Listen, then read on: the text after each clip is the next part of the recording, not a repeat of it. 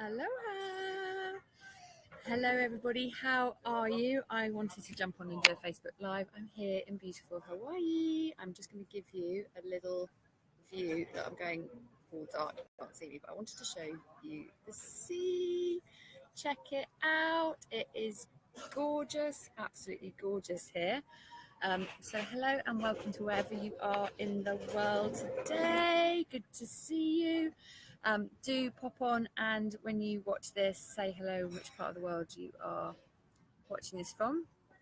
And if there are any comments that I miss whilst I'm on here live, I will pop back and say hello to you. Ooh, I'm going to drop my laptop, so I won't do it. Anyway, I wanted to share with you how high achievers spend their time. I know we have lots of high achievers in this group.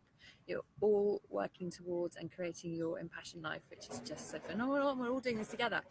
So I've got 20 points for you to take note of, and you can use this as a little checklist, basically. I'm just going to try and move over here. There's a wedding going on over there, and I'll just give you a quick little look there. Look, can you see the wedding over there? It's beautiful.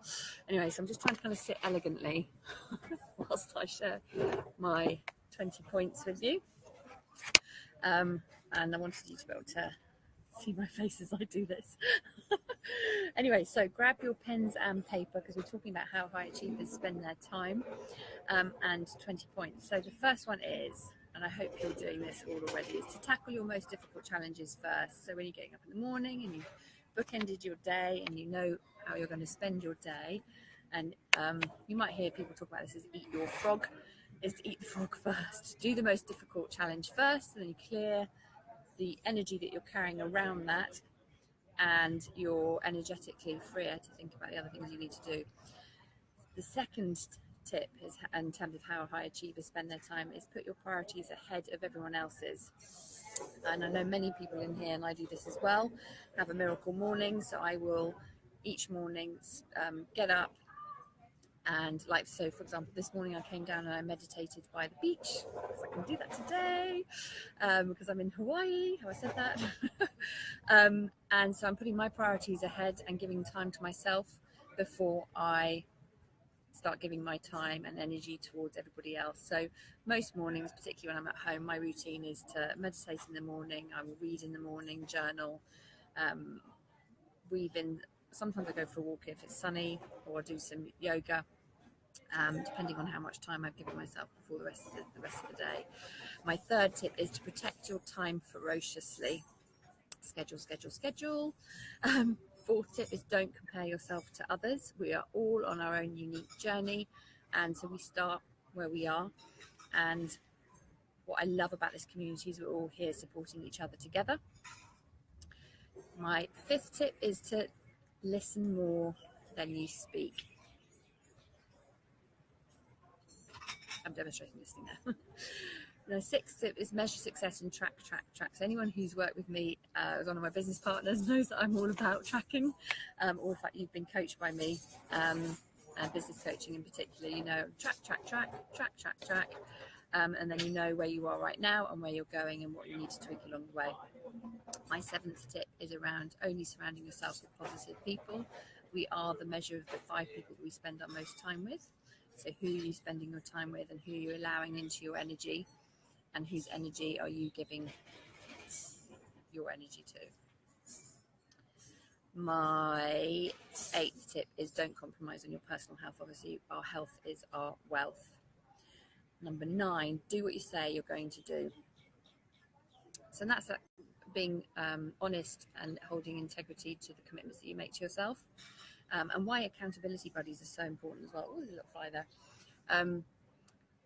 Because often people might say that they're going to do something, and then it's always fear. Fear will take you out, or your self-sabotages will take you out. So high achievers do what they say they're going to do. Number 10 on your checklist is wake up when you say you're going to wake up. So if you say you're going to do a miracle morning, do your miracle morning. Do your yoga. Do what you say you're going to do. Number 11 is collaborating and working with others. And that really links back around not comparing yourself to others. We are stronger together, better together. And that's an abundance mindset as well, around collaborating and working with others. Particularly, I'm here with a whole group of coaches, and I will be the ideal coach for somebody, but not for somebody else, but someone else here will be, if that makes sense. So, and that's what I love about it, is if I'm ever on a call with somebody and I know that I'm not the right person to help them, then I will either signpost them to somebody else, or signpost them if they're not ready for coaching, signpost them to other resources that will be useful to help them on their journey. Number 12, practice no stinking thinking. Our mindsets are so important. Guard your mindset with your life. Number 13, take care of your body every day. Nourish it with good quality food. Nourish it with products that are not going to damage your insides as well. And of course, your mindset as well. The mind-body connection is so important. I'd love to know what you think about all these tips around how high achievers spend their time. And of course, because you're a high achiever, this is how you spend your time too. Number 14, forget about yesterday. Do not let it affect your today. That's so important, because you could be carrying the weight of what happened yesterday with you into today. So having a clean slate and starting each day with a clean slate is so important energetically. So forget about yesterday, start with a clean slate today, clear your energy so that you've got clean energy each morning. Envision a productive day. Our visions, how we foresee the day unfolding, is so important. So this could be, if you already do a miracle morning, you could weave this into a miracle morning if you don't do it already. I'd love to know if you do this visualization in part of your mornings and setting the intention of how your day is going to go. So envision a productive day. So of course, my day this morning, I envisioned swimming dolphins, tick, then going and having lunch and swimming in the sea, and then having lunch. And then, so I knew I was carving out time for me this morning before I was working this afternoon, and sitting outside by the beach. So fabulous.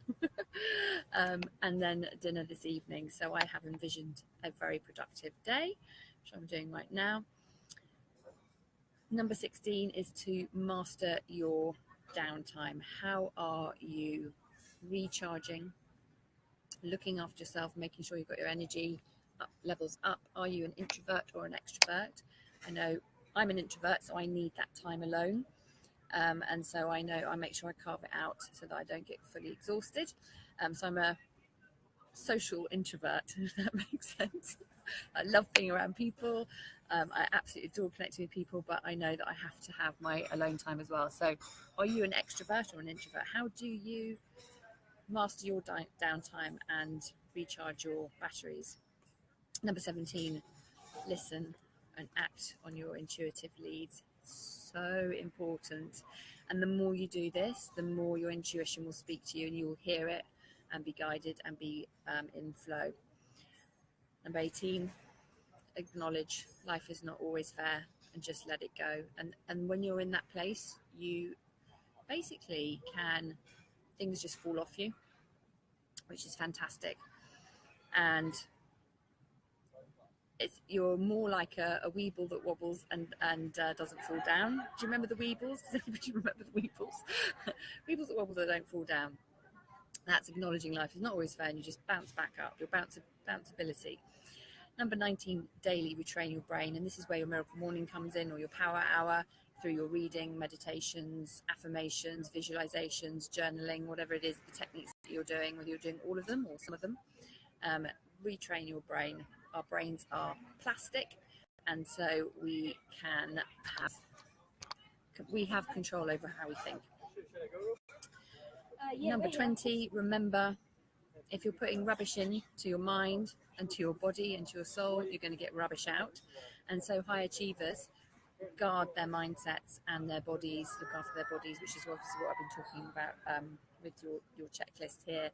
So I just wanted to conclude with remembering rubbish in, rubbish out. So that's your mind and your body and your soul. So I hope you've taken note, and that is a useful checklist for you to think about where you might want to tweak things. Perhaps you could pick one and look at that this month and make those changes now, and then look at another one for next month. Anyway, I am going to love you and leave you. Aloha from Hawaii. And I'm going to go and finish off doing some work before we go It's about, I don't know what time it is here actually. I'm just trying to think because I'm looking at my clock on the computer and it's still in UK time. I think it's not 2 o'clock in the morning, clearly. But it's probably about 5 or 6 or something now. So I'm just going to finish off and then go and have a lovely evening. Take care. Speak to you all soon.